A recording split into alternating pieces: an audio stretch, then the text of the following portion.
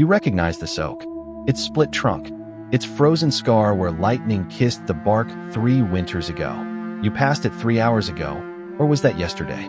The snow has swallowed your old footprints whole, leaving nothing but white in every direction. Crack. A branch snaps somewhere to your left. You freeze. The wind dies. In the silence, you hear it clearly now.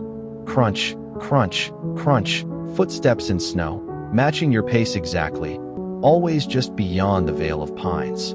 You do not turn around. If you do not see it, it is not real. This is a rule you invented 30 seconds ago. The dark does not care about your rules. It has older ones. It hits you in waves, rot, and something sweeter underneath. Like fruit left too long in a cellar. Like a wound that has stopped bleeding but never healed. Your stomach twists, but not entirely in disgust. There is a part of you, a small, cold part you didn't know existed, that wonders what could smell so rich in a forest where nothing lives. Hunger, you are learning, does not ask permission. It only asks when. Marcus hasn't spoken in an hour. He walks behind you now, and when you glance back, his eyes are fixed on the trees, not the trail. His jaw is tight. His hand rests on his knife. You feel it too, he says suddenly. Something wrong with this place. Something that wants us to stop moving. You nod. You don't tell him that the wrongness has a shape now. That you glimpsed it between the pines an hour ago. That it looked almost like a man, if men were made of hunger and winter. If I don't make it back, he says, tell her. He stops. Swallows. Doesn't finish. The silence between you grows teeth. And you realize, with a cold certainty, that he is not afraid of dying. He is afraid of what will happen after. Marcus tells you about his daughter. He just starts talking, the way people do when silence becomes heavier than words. She's 7 now, he says. Thinks I'm coming back with enough money to buy her a rail bed. He laughs, a dry, broken sound. I promised her I'd bring back something from the woods. A pine cone, a feather, something to prove the world is bigger than the room she sleeps in. You watch his breath fog in the air. You do not tell him about the tracks you found this morning. You do not tell him that something is already circling. His daughter will never get her feather, but he doesn't need to know that yet. You stop to rest beneath a fallen pine. Marcus sits beside you, close, shoulder almost touching. Neither of you speaks. There is nothing to say, but he pulls the last strip of jerky from his coat, breaks it in half, and hands you the larger piece. My wife makes these, he says quietly. You take it. Your fingers brush his, and they are trembling. You chew slowly. It tastes like smoke and rosemary in someone else's home. This is the last thing his wife ever made for him. You will remember this moment later, when your hands are red and your teeth are full. This is what you will betray. You set the trap last night. Rabbit run. Perfect placement. The snow tells you something came. Tracks circle the wire, heavy and deliberate. But the snare holds only bones now. A spine. A skull picked clean. Teeth marks groove the frozen joints, and the gnawing was patient, thorough, almost reverent. Your stomach growls. You tell yourself it's disgust. Whatever fed here left the trap untouched. It wasn't hungry for rabbit. It was sending a message. The wood won't catch. You've tried everything, dry bark, pine needles, the last of your tinder. The sparks flare and die like they're being swallowed. Marcus says nothing. He just watches your hands shake. The temperature drops. The dark presses closer. You feel eyes on the back of your neck. Not watching. Waiting. Something out there wants you to understand. Warmth is a privilege, and you have not earned it tonight. You see it. 30 yards out, between 2 dead pines, a silhouette. Too tall, too thin, shoulders like a rack of antlers, limbs that bend at angles that make your eyes ache. It does not move. Neither do you. Your breath fogs in the air. Its breath does not. You blink. When your eyes open, the space between the trees is empty, but the snow where it stood is pressed flat and warm. Dawn breaks gray and indifferent. Marcus's bedroll is empty, but yours is different. There is blood under your fingernails, black crescents of it, dried and flaking. You do not remember dreaming. You do not remember waking. There is a gap in the night, a hole where hours should be, and your hands are the only evidence that something filled it. His coat is still here, folded neatly at the foot of his bedroll, as if he meant to come back.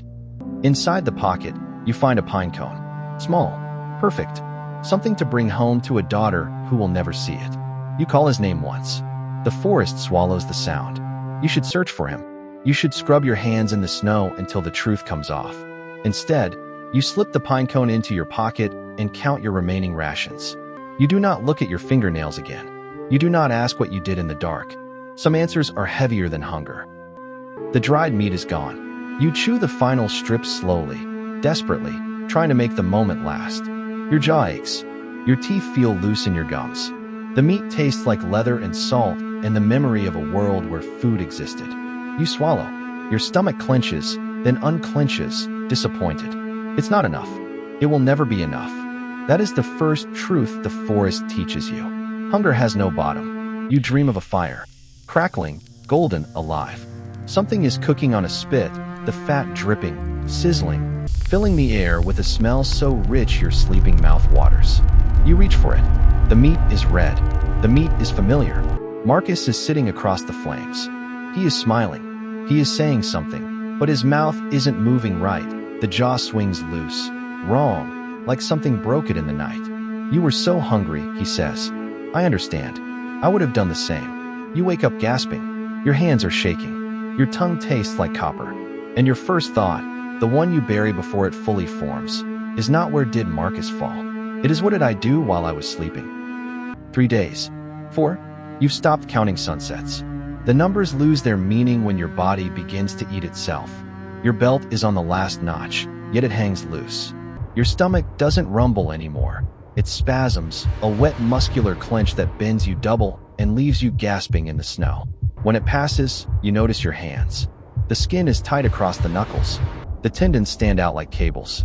You can see the meat between the bones. You put your hands in your pockets and walk faster. Your mouth is watering. You do not look at them again. Not yet. You find tracks in the snow. Human. Fresh. Boot prints. Heavy and uneven. Someone stumbling, dragging their left leg. The trail curves through the pines and disappears over a ridge. You follow. You do not think about what you will do when you catch up. You already know. You have known for days. The hunger is not a separate thing living inside you. It is not a predator waking up. It is just you, the you that was always there, waiting for permission. You follow the tracks. Your mouth is watering. You have never felt more like yourself. The wind changes. The trees begin to lean toward you, their branches stretching like fingers, closing the sky into a corridor of bark and shadow. Between them, you see it, a fire. Golden, warm. Marcus sits beside it, whole and alive, waving you closer. You stumble toward him. Your hand reaches out and closes on nothing but snow. The fire was never there. The trees straighten, but the wind still whispers, patient and low. Practical. Survival. Just this once. The words curl through the pines like smoke. You lean in, just slightly. The wind has been waiting for permission, and your silence is answer enough. You are arguing with Marcus.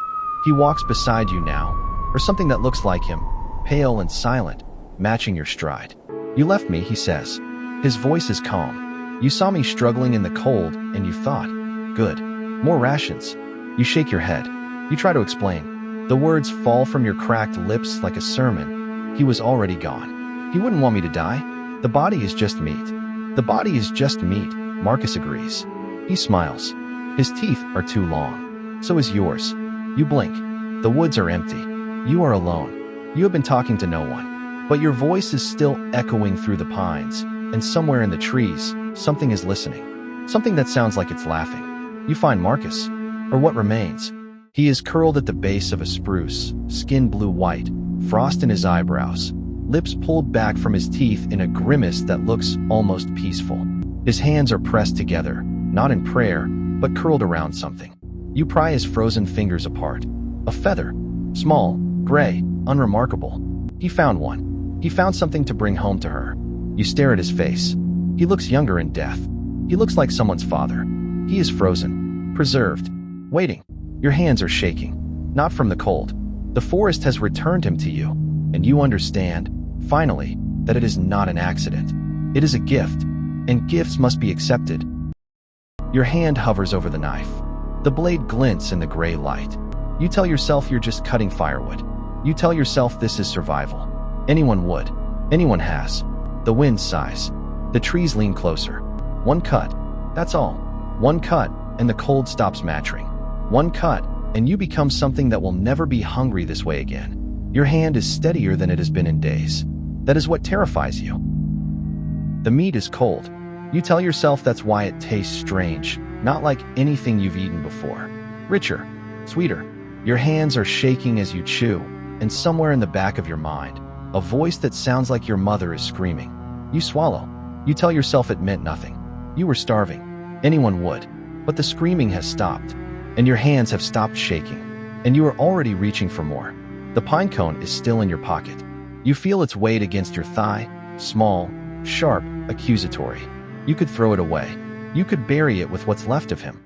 Instead, you press your palm against it until the scales bite into your skin. Pain. You can still feel pain. That means you're still human. That means this is still survival. You tell yourself you will find his daughter someday. You will give her the pine cone and the feather, and you will tell her that her father was brave. But even as you think it, you feel the lie curdle in your throat. You are not going home, and neither is she. For the first time in days, you feel warm. The heat spreads from your belly outward, thawing your fingers, flooding your chest. Your heartbeat steadies. Your vision sharpens. The gray world blooms into focus. Every branch, every snowflake, every track in the powder.